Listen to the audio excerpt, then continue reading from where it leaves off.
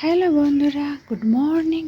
তো দেখো এখন বাজে হলো গিয়ে 5টা 51, বুঝেছো? তো ব্যাক ক্যামেরা দেখো 5টা 51 বাজে। তো দেখো ছাদে এসেছি, আজকে হলো মহালয়া। তোমাদের সবাইকে হ্যাপি মহালয়া। তো দেখো ভোরের আমাদের এখানে দেখো ছোটো বাচ্চা এখন গিয়ে এরকম আলো হচ্ছে।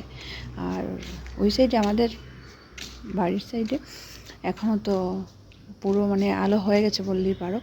অনেক লোক বেরোবে আজকে, তারপর ঘোরাঘুরি করবে যেহেতু মহালয়া।